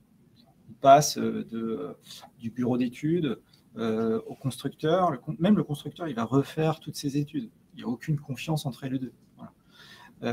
Le constructeur, il va livrer un bâtiment à un propriétaire. Le propriétaire, il va attendre 6 mois, 1 an, 2 ans. Moi, j'ai un exemple là, 3 ans. Ça fait 3 ans qu'ils attendent des informations sur le bâtiment qui a été acheté, et notamment sur les systèmes qui ont été déployés. Voilà. On est sur un bâtiment à Lyon, je ne peux pas citer, qui a été livré il y a 3 ans. Il n'y a aucune documentation sur ce qui a été déployé sur la GTB. C'est-à-dire que là, le BIM, alors le BIM, c'est encore un autre sujet, mais vraiment sur la GTB, comment elle a été déployée, c'est un système très très complexe, la GTB. Donc comment ça a été déployé? En fait, ils n'en savent rien, il n'y a aucune documentation. Voilà. Et aujourd'hui, donc, il n'y a pas cette continuité numérique et de données entre les différentes phases. Et donc, il y a énormément d'informations qui se perdent à chaque fois. Voilà. Et ça, il y a un vrai gain de productivité à aller chercher en proposant cette continuité entre les différents acteurs. Souvent, on a l'image du promoteur qui construit, il donne les clés au propriétaire, et puis vite, je m'en vais. Voilà, hein, c'est quand même un peu ça. Voilà. Il faut absolument qu'on trouve un moyen de simplifier les échanges de données et que ce soit des données de qualité aussi. C'est-à-dire que quand je vous donne un DOE, est-ce que vous êtes vraiment sûr que les informations qui sont dans le DOE correspondent au bâtiment que vous avez acheté? On n'est pas parfait. Ah ben non, pas parfait du tout, voire pas du tout. Voilà. C'est-à-dire qu'il y a même des DOE qui sont en grande partie vides. Le cas à Lyon, sur les GTB, où il y a 0 document sur ce qui a été déployé. Donc, conclusion de ce bâtiment, je ne sais pas s'ils vont en arriver là, mais peut-être qu'il faudra qu'ils remplacent toute la GTB. Quand on sait que c'est des projets à plusieurs millions, que ces projets, ça génère, il faut bien les fabriquer, les automates et autres. Voilà. Tout ça, ça demande de l'énergie. C'est pas juste, je mets une boîte et puis non. Derrière, il y a une industrie derrière qui a développé tout ça. Ça génère. Voilà. Et donc, il y a un gaspillage énormissime. On suréquipe les bâtiments aussi. Un exemple d'échange de données intéressante. Et là, je parle entre le propriétaire et le locataire. On a des locataires qui vont voir leur propriétaire en disant, voilà, je sais qu'on a une GTB, je sais que cette GTB a des capteurs de présence. Cette donnée de présence, elle m'intéresse. Je voudrais l'avoir. Ah ben non. Surtout pas, ne touchez pas à cette GTB. Donc il va mettre ses capteurs à lui. Et voilà. Et qu'est-ce qui se passe? Eh bien, on déploie des capteurs supplémentaires. Voilà. Alors, le coût énergétique de la consommation du capteur, franchement, c'est rien, c'est pas là-dessus. Mais la fabrication du capteur, oui. Ça, c'est l'énergie. Voilà. Après, il faut récupérer la donnée, il faut la traiter, il faut des serveurs. Voilà. Et en fait, on suréquipe globalement parce qu'il y a un manque de communication entre les différents acteurs. Et ça, sur l'ensemble de l'échelle. C'est encore un enjeu considérable. Pour moi, c'est primordial. Si on ne règle pas ce souci-là, on va avoir beaucoup de mal à déployer des solutions qui vont permettre de baisser les consommations énergétiques. Parce que si je ne connais pas mon bâtiment et si je ne connais pas les systèmes de mon bâtiment et comment ils ont été déployés, je suis dans l'incapacité de les piloter et donc de réaliser des économies d'énergie. Donc on a encore du chemin là-dessus. Là-dessus, je pense qu'il y a un grand chemin. Est-ce que c'est temps qu'on passe un peu aux questions ou Je pense que... tu nous dis? Sinon, nous... Oui, je pense qu'on pourrait passer aux questions. Je veux demander d'abord à la salle. Pardon. Si. Bonsoir à tous. Je peux poser comme une question? 2 ou 3? Une déjà, ok. Une déjà, ok. Parce qu'après, c'est technique. Maintenant, c'est philosophique. Hein. Oui, mais on y va un par un pour que tout le monde s'arrête, puis après on reviendra. Oui.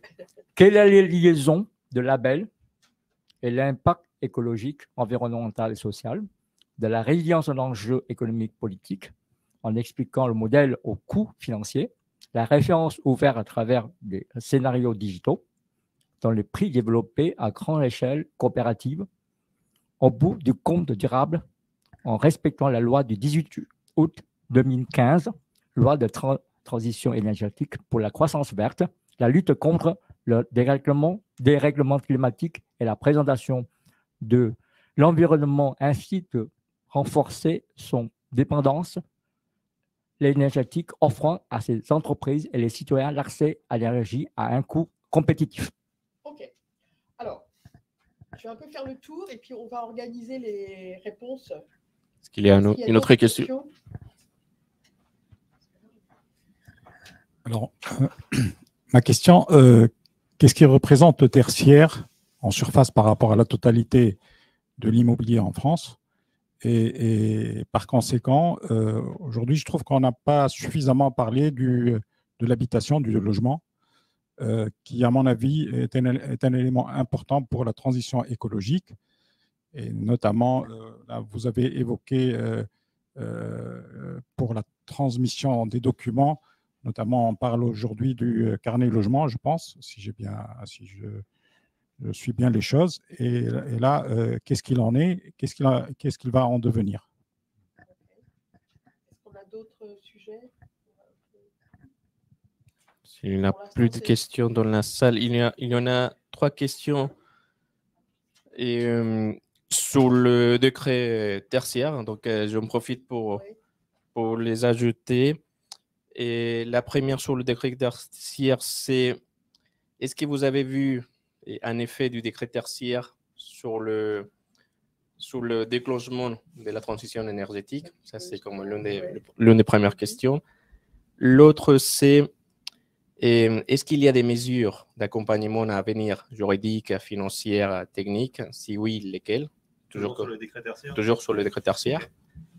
Et la troisième sur le décret tertiaire, c'est comment pensez-vous qu'il aborde le flux qui existe sur le preneur de bail et les bailleurs au niveau de la responsabilité? Toujours concernant le décret tertiaire. Je pense qu'il y en a 2 autres, mais après, je pense qu'on pourrait les enchaîner. On va commencer avec celle-là. Alors, déjà, en ce qui concerne, on a dit effectivement, peut-être on a pas mal parlé du tertiaire, mais tout ce qui a été dit, en fait, ça s'applique aussi sur le logement. Enfin, je veux dire, tous vous agissez… Oui, mais je suis d'accord avec vous. Dans la stratégie nationale bas carbone, il y a 2 jambes. Il y a la jambe tertiaire et la jambe logement avec… c'est vrai qu'on a parlé du décret tertiaire qui est une jambe, mais l'autre jambe, c'est la rénovation des passoires thermiques qui fait aussi un peu le buzz en ce moment. Et sans faire de politique, je pense que ce n'est pas l'objet. Je pense qu'il y a, à mon avis, du retard qui est pris sur la jambe logement aujourd'hui, en termes de rénovation notamment, par rapport aux objectifs qui sont donnés. Du retard. Disons que si le tertiaire avait ce retard, clairement, les acteurs se feraient beaucoup plus taper sur les doigts que là, c'est des particuliers, donc politiquement, c'est beaucoup plus compliqué. Donc, on est vraiment en train de prendre du retard sur les aspects de rénovation des passoires thermiques. On va, à la fin de l'année, commencer à passer des étapes qui vont être assez contraignantes d'un point de vue la location et donc qui vont affecter vraiment la liquidité de ces passoires thermiques. Et c'est clair qu'à mon avis, on va assez rapidement il va y avoir des vrais sujets sur le logement. Alors, je suis 100% d'accord avec vous. Alors, en tant qu'acteur régional, nous, on se rassure en se rappelant que donc à Paris, il y a à peu près 34%, un tiers des logements qui sont des passoires thermiques, donc avec un DPE F et G. En région, c'est la moitié. Donc, Paris, c'est vraiment, d'un point de vue environnemental, vraiment le gros point faible énergétique du marché des logements français. Mais bon, le travail, il est à faire de toute façon pour tout le monde. Et voilà, l'ambition, c'est 500 000 rénovations par an. On est à 250 000. Donc, le travail n'est pas fait. Et il y a des mesures d'incitation politique, ma prime rénov, ce genre de programme. Mais le fait est qu'aujourd'hui, elles ne sont clairement pas assez utilisées et la vitesse de déploiement n'est pas suffisante. Et quand on voit la vitesse à laquelle on avance sur le décret tertiaire, moi, je suis vraiment admiratif de l'industrie sur le décret tertiaire et le travail qui est fait. Par contre, sur le logement, on n'avance pas.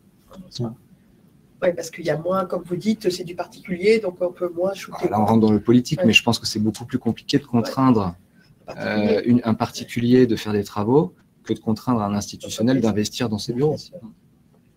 Donc, on avance un peu moins vite là-dessus. Bon. OK. Alors après, le décret tertiaire. Je vous voyais prendre un peu le lead là-dessus. Allez, quelques mots sur le décret tertiaire.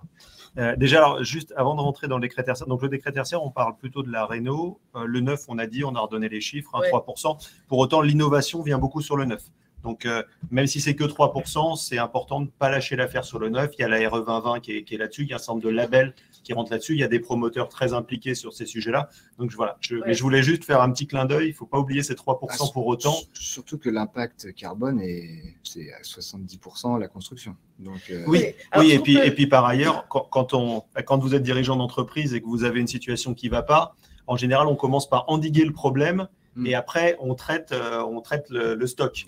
Et donc là, en fait, c'est normal, fait quelque part qu'on dise, bon, bah, stop, il faut qu'on améliore déjà le flux, traitons-le, et puis on va traiter le stock. Donc, voilà, juste un petit clin d'œil pour dire, n'oublions pas le neuf et la grosse réno, parce que parfois, la grosse réno, ça s'apparente à du neuf. Voilà, donc, ce n'est que 3%, mais c'est important pour les raisons qu'on vient d'évoquer. Alors, le décret tertiaire. Alors, le décret tertiaire, déjà, tout au départ, il y a eu un peu une levée de bouclier de la profession sur le sujet parce que oui, c'est des investissements. Je voudrais juste rappeler une chose. Le décret tertiaire, ça n'est ni plus ni moins que l'application des accords de Paris au domaine immobilier, enfin, bâtiment immobilier au sens large. C'est rien de plus, rien de moins. Donc, quand on est un investisseur responsable qui a un bilan, qui a des indicateurs RSE, la question ne devrait pas savoir j'y vais pas, c'est comment j'y vais. D'accord ? Bien qu'il y ait des investissements financiers, ça ne règle pas le problème des investissements. Bien sûr, il y a des investissements à la clé, mais déjà, entre guillemets, on n'a pas le choix. C'est-à-dire on l'a rappelé, on est le plus gros consommateur d'énergie, le deuxième secteur plus émetteur de carbone. Si nous, on n'y va pas, je ne sais pas qui va y aller, quoi. Donc déjà, je pense que la question décret tertiaire, pas décret tertiaire, elle ne devrait pas se poser. La deuxième chose qui est intéressante sur ce décret, que je trouve extrêmement vertueux, c'est la première fois que le législateur, dans notre secteur, impose un engagement de résultat. D'habitude, c'est plutôt des contraintes de moyens. Vous devez faire telle étude, vous devez faire telle chose. Vous devez avoir... Là, il y a une deadline. Il y a une deadline, il y a un objectif, et à la limite, liberté est laissée aux acteurs d'atteindre l'objectif comme ils veulent. Je trouve ça extrêmement vertueux. Et à la fin, on verra qui a atteint, qui n'a pas atteint. Donc ça, je trouve que c'est un principe extrêmement vertueux. Et le dernier, et tu l'as rappelé, effectivement, c'est une obligation quasiment qui est de fait à ce que le propriétaire parle avec le locataire, se rencontre et se mette d'accord sur un plan d'action commun. Ça, c'est extrêmement vertueux également. Maintenant, une fois qu'on a dit ça, on est dans l'immobilier. Et dans l'immobilier, moi, quand ça fait quelques années que je suis dans le domaine, la première chose, il y a plusieurs choses qu'on m'a appris. On m'a appris localisation, c'est le premier truc. Mais le deuxième, c'est il n'y a pas deux bâtiments pareils. Et c'est là où c'est compliqué. C'est-à-dire que le décret tertiaire, en fait, il faut qu'on essaie de trouver une manière juste de mesurer l'avancement des uns et des autres. Et comme il n'y a pas deux bâtiments pareils, oui, c'est compliqué. Et certains peuvent voir devant eux une usine à gaz parce que, oui, effectivement, il faut traiter des cas un peu particuliers parce que sinon, ce n'est pas juste. Parce qu'on ne peut pas traiter certains espaces pareils que d'autres. On disait effectivement quel est l'usage qui va être fait dedans.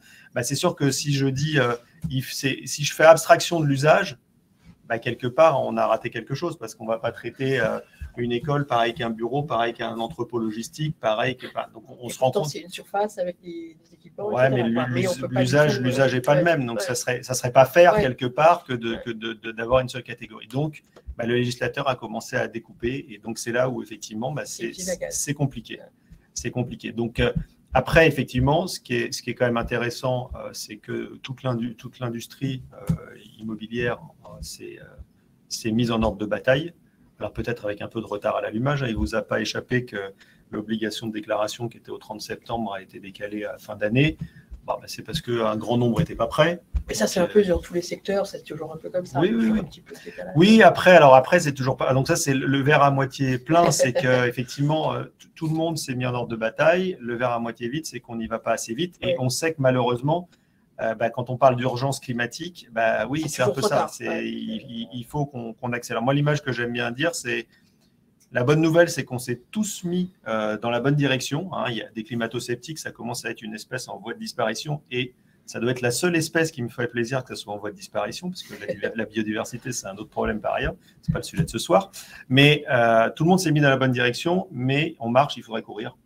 Et donc, c'est exactement ça. C'est-à-dire que maintenant, le sujet, c'est comment j'accélère, comment je déploie des projets à l'échelle, comment je vais plus loin que des bâtiments témoins, comment je voilà, comment je crée un vrai élan et quel impact je vais avoir sur les indicateurs au niveau global et sur encore une fois, notre consommation énergétique à l'échelle de notre secteur d'activité et nos émissions carbone à l'échelle de notre secteur d'activité. Est-ce qu'on peut dire d'ailleurs que en France, on parle beaucoup d'énergie, donc quelque part de kilowatts, de chauffage, de froid, de chaud, etc. On ne parle pas tant que ça de carbone. Enfin, j'ai le sentiment qu'on parle un peu moins d'impact carbone. Je me trompe ou... C'est en train de changer. Il y a sous la pression internationale, puisqu'effectivement, c'est un peu une exception française. Alors, on aime bien les exceptions françaises, mais celle-là, c'en est une. D'ailleurs, accessoirement, on n'est pas très malin parce qu'on aurait dû parler carbone plus tôt, parce qu'on a globalement une énergie très décarbonée. Donc, en fait, en carbone, on n'est pas si mal que ça. Pas les Allemands sont pires que nous. Ouais, si on, je sais pas, je n'aime pas. Pas polémiquer. Non, mais c'est en fait les sujets énergétiques, les mix énergétiques sont très différents en fonction des pays et c'est compliqué de dire voilà, c'est mieux, moins bien. Il y a des histoires, enfin, peu importe. Mais on aurait dû, si on avait été un peu pragmatique, commerciaux, marketeux, on aurait dû passer au carbone les premiers, parce que c'est ce qui nous arrange le plus. On est finalement, alors je ne vais pas ouvrir le débat du nucléaire, parce qu'on pourra en parler déjà, mais le nucléaire n'émet pas trop de carbone. Il y a d'autres caractéristiques par ailleurs, encore une fois, je n'ouvre pas le débat, mais ça émet pas trop de carbone. Donc en fait, on est très bon en carbone. Dès qu'on utilise de l'électricité, on est très très bon en carbone en France. Et c'est là où, effectivement, on devrait mettre en avant cette caractéristique de notre mix énergétique. Alors après, on a le sujet de notre ami là sur finalement la notion de label. Quelque part, d'avoir des labels vertueux qui permettent d'avoir de l'énergie à des prix corrects, etc., dans des bonnes conditions pour l'individu. Si je résume un peu le sujet, je résume bien. Ouais. On n'a pas parlé de labels. Bon, en fait, il y en a plein. Est-ce qu'il n'y a pas finalement trop de labels? Est-ce que l'idée, c'est pas de faire bien les choses, comme on l'a un peu montré, d'aller au bout des filières, d'améliorer la captation des données, la transmission intersystème, interautomatisme, etc., l'intelligence artificielle, d'aller plus loin peut-être, enfin bon, de faire tout ça bien, plutôt que d'avoir un well, un Bream, un machin, un truc. Bon, je sais pas, je provoque, hein, je trouve tout ça très bien, évidemment, tout ce qui permet de normer les choses et de donner de la valeur à ce que font les gens. Les labels, ça donne ça, ça donne de l'ambition, de la vertu aux choses. Mais je provoque un peu en disant, bon, est-ce que c'est le premier sujet finalement? Est-ce que l'idée, c'est pas déjà d'avancer? Voilà, qu'est-ce que ça apporte? Est-ce qu'il y en a des vraiment bien? Est-ce que, je sais pas, est-ce qu'il faut en parler? Est-ce qu'on est là-dedans? Moi, si je peux donner le point de vue du propriétaire, le label, c'est de la com, quoi. C'est de la vulgarisation, et après, ce qui compte, au final, c'est le DPE. Hein. C'est la consommation des bâtiments. On ne va pas sauver le monde avec des labels. Les labels, en plus, ils changent tout le temps, chacun utilise le sien. Donc nous, chez Epopée, on n'est pas forcément fan des labels d'immeubles. On en a quelques-uns parce que certains promoteurs ont pris l'initiative de les obtenir avant qu'on soit propriétaire. Très bien, on capitalise dessus. Mais ce qui nous intéresse au final, c'est la réalité. C'est combien de carbone on émet sur notre portefeuille. Et ça, on n'a pas besoin d'un label pour nous le dire, c'est un chiffre.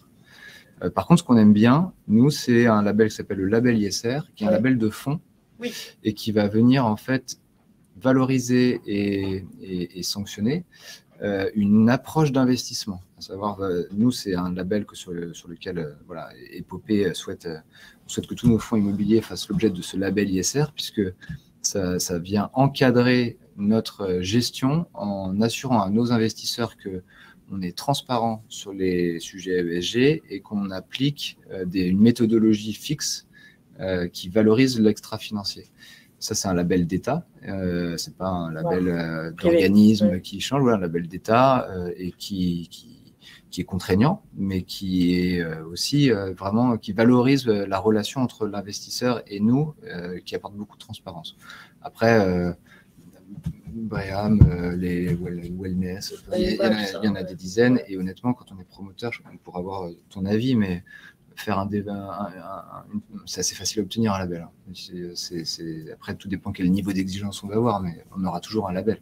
c'est plus une question de coût. Ça coûte voilà, quelques dizaines de milliers d'euros. Mais autant mettre ces dizaines de milliers d'euros dans l'optimisation du bâtiment. Ok. François, ouais. C'est une vaste question. Alors moi, je vais être tout à fait honnête, je ne les connais pas très bien, ces labels. En revanche, à chaud, je dirais que je préfère une bonne réglementation qui va plutôt niveler tous les acteurs vers le haut et imposer à tous les acteurs de marcher un peu plus vite. Après, les labels vont avoir le côté communication qui peut être intéressant. En tout cas, moi, sur mon activité, ce qui va m'intéresser, c'est vraiment de la réduction de l'empreinte environnementale, de l'empreinte carbone, de l'empreinte énergétique. Ça va être ce qui va m'animer au quotidien. Moins qu'aller rechercher un label et d'essayer de tordre mon actif pour qu'il rentre dans ce label. Voilà. Oui. En revanche, je pense que le côté investisseur, vous avez vraiment un risque marché à ne pas avoir ce label. Aujourd'hui, 1 euro sur 2, globalement, en matière d'épargne publique et fait sur des fonds ISR. Va sur des fonds ISR. Donc, on a le bâton, c'est le régulateur qui nous impose un standard. Et on a la carotte, qui est le label ISR, et qui fait que aujourd'hui, il y a une vraie prise de conscience collective des enjeux climatiques. Et les épargnants, à juste titre, et voilà, il y en a sûrement dans la salle, flèchent leurs investissements vers des fonds labellisés qui, derrière, eux, flèchent leurs propres investissements vers des actifs qui sont vertueux ou qu'on va venir améliorer. C'est très bien. Et le label, là, va venir, quelque part, renforcer cette relation de confiance et de transparence entre voilà, l'épargnant et son actif immobilier en s'assurant que l'euro sera bien fléché vers un actif qui, derrière, aura un impact positif. Okay. Donc, ce qu'on peut dire, en fait, pour répondre à notre interlocuteur, c'est que, bon, voilà, si on trie dans les labels quelque part et qu'on va vraiment vers celui qui est la garantie un petit peu d'État, finalement, que les actifs vont être bien traités, vont être optimisés, etc., bah forcément, au final, ça va donner une meilleure, moindre consommation énergétique à l'utilisateur final, puisqu'il y a cette garantie vraiment qui n'est pas marketée, finalement, mais qui est de répondre à un certain nombre d'exigences et qui va dans le bon sens sur l'économie d'énergie, donc dans le bon sens pour l'individu. Ouais, c'est notre point de vue. Il y a des institutionnels de premier plan qui ont fait un choix inverse d'avoir X% de leur portefeuille avec un label type BREEAM, par exemple. Ouais. Bon, bah, certains ont fait marche en arrière parce qu'ils se sont rendus compte que c'était impossible de réconcilier ça avec une trajectoire carbone. Qu'est-ce que ça veut dire? Est-ce que mon actif est labellisé BREEAM Very Good, BREEAM Excellent? Ok. So what? En termes de trajectoire carbone, est-ce que je suis sur une trajectoire 1,5 degré, 2 degrés? Est-ce que je fais les choses bien? C'est pas clair.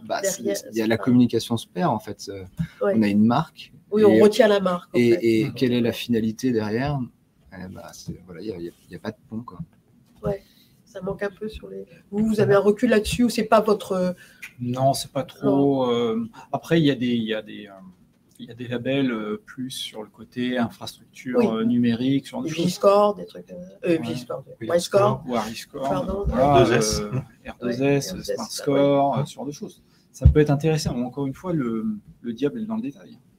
Je peux avoir, à première vue, un label qui semble être très intéressant en termes de com, qui va faire un tabac, donc qui va donner de la valeur.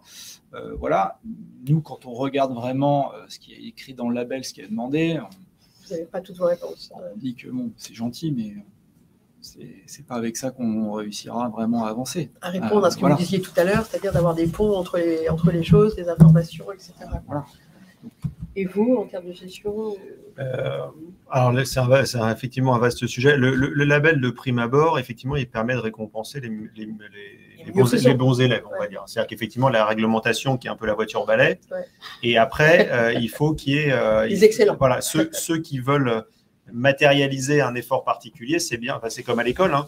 C'est bien de mettre une bonne note aux bons élèves, quand même. C'est un peu la base. Donc, le label, a priori, il est fait pour ça. Donc, je pense que le label, il permet… de prime abord, c'est assez intéressant, puis ça permet tout simplement d'avoir une lecture assez facile. En tout cas, c'est la promesse de départ, assez facile d'un bâtiment par rapport à un autre, en disant bah, celui-là, il est niveau gold, machin, silver, ou platinum, je vais pouvoir voir. Et donc, je vais pouvoir normalement valoriser un actif qui va être plus vertueux qu'un autre. Alors, une fois qu'on a dit ça, après, effectivement, bah, il faut rentrer dans le détail du label. On a encore on vient pareil d'un monde où les labels étaient plutôt des labels de moyens, c'est-à-dire j'ai fait telle étude, j'ai fait telle chose, mais ne présageaient finalement pas forcément du résultat. Donc je pense qu'il faut qu'on change un peu notre fusil d'épaule là aussi et qu'on ait des vrais labels qui soient des engagements par rapport à un niveau de performance ou des choses comme ça. Donc je pense qu'il faut pas... on a besoin de labels.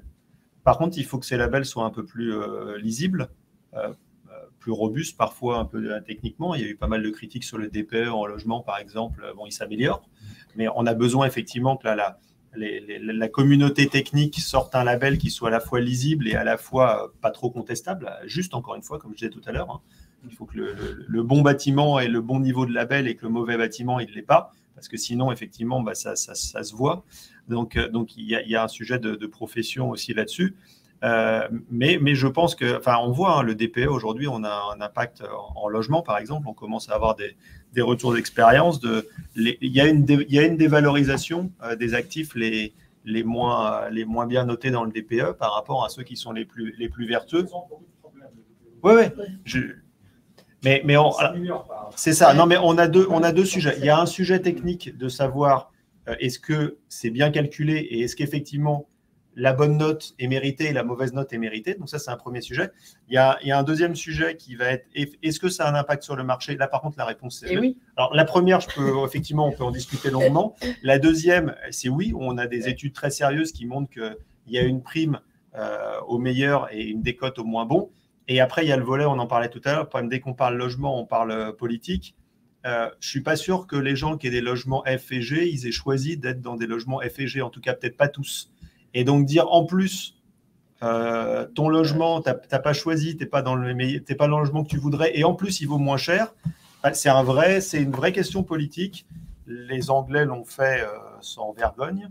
Bon, à nous de voir si c'est la trajectoire qu'on veut avoir. Alors après, une fois qu'on a dit ça, il y a besoin d'une mécanique vertueuse. Et le logement, c'est plus compliqué parce qu'il y a les copropriétés. Et puis, il y a des questions de pouvoir d'achat aussi. Le bouclier tarifaire, il n'y a pas pour rien qu'il y ait un bouclier tarifaire en logement et qu'il n'y en a pas en entreprise. Parce que c'est pas les mêmes, on sait très bien que ce n'est pas les mêmes sujets. Donc, oui, très compliqué. Le logement, voilà. Je clôt la parenthèse parce qu'on va faire de la politique. On pourra en discuter en dehors d'un verre si vous voulez. José, tu avais une... Oui, peut-être pour finir, je vois que c'est une conversation passionnante. Et peut-être pour résumer aussi, quels seraient d'après vous les principaux enjeux pour les métiers du second œuvre du bâtiment? Si vous pouvez nous proposer quelques pistes. C'est une bonne question. Vous avez le micro. On disait justement, déjà, je vais vous laisser dire, mais je voulais dire justement que toute cette avancée où on voit que nos interlocuteurs sont extrêmement précis, professionnels, techniques, pragmatiques, enfin, ils vont dans le sens vraiment du progrès des choses et avec des réponses très, très opérationnelles. On voit qu'en termes d'enjeux pour les métiers, moi, je pense que ça donne de l'ambition pour les RH, etc., puisque on parle vraiment de notion d'aller de l'avant, de choses vertueuses. On utilise beaucoup ce mot d'énergie positive, de vertu des actifs, etc.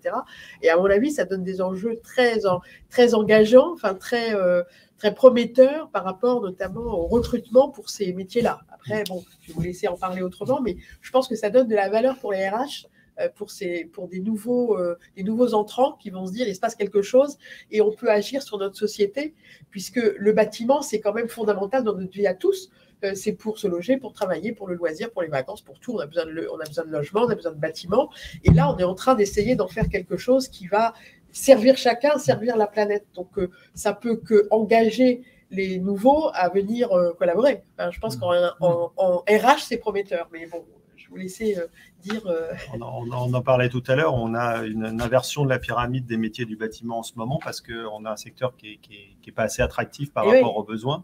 Donc, il y a effectivement un vrai sujet de redonner des lettres de noblesse à certains métiers. Alors, je laisserai zoomer sur différents métiers. Moi, il y en a un qui me tient à cœur, c'est tout ce qui est l'exploitation du bâtiment, c'est-à-dire une fois qu'on nous a livré un beau bâtiment qui marche à peu près, voilà, on va dire, qu'est-ce qu'on fait pour déjà qu'il marche bien et puis qu'il continue de marcher bien dans le temps. Et là, effectivement, mais il y a tout un renouveau de cette activité parce que c'est une activité qui a souffert d'une certaine paupérisation parce que souvent les décisions étaient exclusivement que ça coûte le moins cher possible. Ouais. Et je pense que là, on en revient effectivement parce qu'il y a une prise de conscience que, évidemment, quand on a des GTB qui ne fonctionnent pas, quand on a des bâtiments qui n'ont pas été, où on n'est pas allé au bout du projet, qui ont été déboulés un peu trop chaud, je dirais, un peu trop, on en paye les pots cassés. Et très souvent, en regardant déjà sur les valorisations des actifs, la partie technique, en fait, avait extrêmement peu d'impact sur les valorisations. C'était vraiment mis de côté. Je crois que tout ça, c'est un peu en train de changer. Et du coup, voilà, ce que j'appelle de mes voeux, c'est qu'il y ait une prise de conscience que c'est pas forcément l'exploitant le moins cher qui est le plus intéressant pour un bâtiment. Et il y a une vraie question de redonner ses lettres de noblesse à ce métier et de se dire, il y a des bons, il y a des pas bons, et les bons, je peux les payer peut-être un peu plus cher. Je pense que... De toute façon, le bâtiment aujourd'hui fait partie du problème. C'est même probablement un des gros problèmes qu'on a, donc ça devra faire partie de la solution. Je suis 100% d'accord avec toi, et on a une occasion unique d'être particulièrement fiers de notre industrie, et en tant que citoyen, en tant qu'investisseur, en tant que recruteur, c'est un tournant en tout cas, je ne souhaite pas rater, sur lequel il va falloir qu'on soit moteur. Donc ça, c'est les enjeux, et je pense que si on devait vraiment, en tout cas pour Épopée, en identifier un particulier qui est, à mon avis, pas suffisamment bien traité aujourd'hui, c'est le fait que ce soit des enjeux locaux, et que le fait d'avoir des portefeuilles d'acteurs institutionnels internationaux avec des centaines de milliers de mètres carrés, ça crée de la complexité, ça crée des différences de réglementation, ça crée des différences même de mesures, et ça crée de l'inertie. Et aujourd'hui, on n'a plus le droit en fait à l'inertie. On n'a plus le droit. Il faut qu'on bouge. Donc ça, pour moi, c'est essentiel qu'on revienne à un schéma de pensée, un schéma d'investissement local.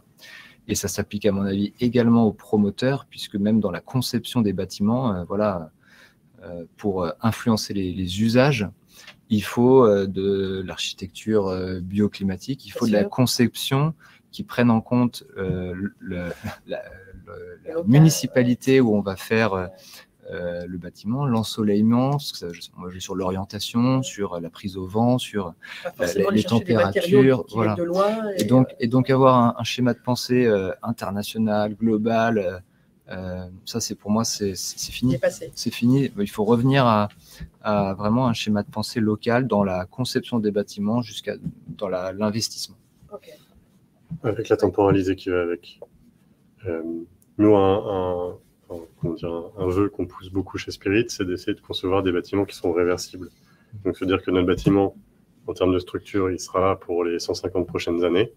Il pourra accueillir éventuellement du logement, un EHPAD, un hôtel, et dans le temps. Et de la même façon qu'on va aller récupérer des bâtiments qu'on va curer, on s'assure qu'on va pouvoir avoir des usages qui sont compatibles. Malheureusement, la plupart du parc, on se rend compte qu'il n'est pas aux normes, en tout cas aux normes actuelles, pour accepter des nouveaux usages. Et donc, on se retrouve à démolir des structures qui sont complètement viables, alors que c'est des bâtiments qu'on pourrait conserver. Ça, c'est le premier axe de travail, c'est la réversibilité. Le deuxième axe, de mon point de vue, c'est imaginer le bâtiment comme un séquestre de matières premières et se dire qu'on va aller construire avec des matériaux qu'on va pouvoir réutiliser dans le futur. En tout cas, qu'on saura recycler, qu'on saura retransformer. Et donc, ça veut dire être, dès la conception, dans cette démarche de recyclabilité de son actif. Du matériau aussi. Et du matériau. Et après, idéalement, le produire localement et limiter les flux de transport, etc. En termes d'enjeux, nous, ce qu'on voit, c'est une montée en compétence des différents intervenants d'un projet sur le numérique. Voilà. Sur ce qu'on appelle la gestion de données. Voilà. Ça a l'air d'être très abstrait comme ça. Mais il y a des bases que tout à chacun devrait connaître. Parce que nous, ce qu'on voit, c'est un vrai frein, en fait. C'est un frein énorme. Et on voit alors c'est pas pour parler des concurrents, mais on voit des solutions qui sont prises, qui sont vraiment, mais je fais un dashboard avec quelques données dedans et il y a certaines personnes du métier qui sont en train de se dire on est en train de révolutionner notre métier. Bon, je fais ça dans Excel, hein, c'est pas très compliqué, vous voyez ce que je veux dire? Voilà. Si on veut vraiment impacter, il faut rentrer un peu plus dans le détail, voilà, des choses. Et donc, il faut que le niveau de compétence dans le numérique augmente. Aujourd'hui, on est sur un marché qui est le marché au niveau mondial, qui est le moins numérisé, le moins. Ouais. Si on regarde la courbe de croissance de productivité de l'ensemble des marchés, des industries, ouais. Voilà. Tout le monde, depuis les années 70, fait comme ça. Après, le monde de la construction, ça fait ça. On est passé en dessous de zéro. On monte un petit peu. Voilà, est-ce qu'on peut se dire... Il y a une vraie raison pour ça. C'est que c'est l'industrie qui numérise le moins. Oui, mais parce qu'elle est collaborative. Peut pas augmenter. Mais est-ce qu'on peut se dire justement qu'avec les nouvelles générations qui sont plus digitales, qui vont aller vers vos métiers et donc vers le bâtiment, avec un fonctionnement mental complètement différent, qui est beaucoup plus collaboratif, transversal, interfonction, enfin on est plus dans l'horizontal, pas dans le vertical. Est-ce que vous pensez que ça peut faire changer un peu le bâtiment? Oui, mais comme on le disait tout à l'heure, on n'a pas le temps. Ouais, c'est ça. On n'a pas le temps d'attendre. Pas attendre une génération. Il faut y aller un peu push. Quoi. Exactement. Ouais. Il faudrait aller beaucoup plus vite. Il faut aller beaucoup plus vite que ça. Exactement. Faire accepter les choses, expliquer. On passe notre vie à expliquer chez Spinalcom, à éduquer. Ouais. On passe notre vie à éduquer. Mais c'est en fait, dès le moment où vous essayez d'expliquer quelque chose qui paraît incohérent, voilà, c'est parce qu'il y a un manque de culture, de base sur ce sujet-là. Ouais, donc il faut évangéliser beaucoup. Et donc, il faut énormément évangéliser. Finance Innovation, peut-être y arriver. En tout cas, je sais pas, tu as encore des questions? Tu veux que je fasse un petit truc là, Je pense que on va mais là, on est un peu... On va arriver à la fin de cette table ronde. Mais en tout cas, je voulais franchement remercier nos participants parce que je pense qu'on a une table ronde vraiment pointue. Qui vraiment donne une vision novatrice par rapport au sujet, qui ne va pas parler uniquement, même si c'est fondamental, des matériaux, du changement de matériaux, etc. On a vraiment été dans le détail. Enfin, je trouve qu'on a vraiment été dans des notions qui permettent à chacun d'avancer, de faire, d'avoir peut-être appris quelque chose, enfin j'espère. Merci à tous. Merci encore à nos intervenants. Merci au public et pour vos questions. Et je profite pour vous inviter à Inshore Day le 9 novembre. Et c'est à la station F. Et pour vous inscrire, toutes les informations sur notre site web. Et à très bientôt à un prochain événement de Finance Innovation. Et merci encore. Merci.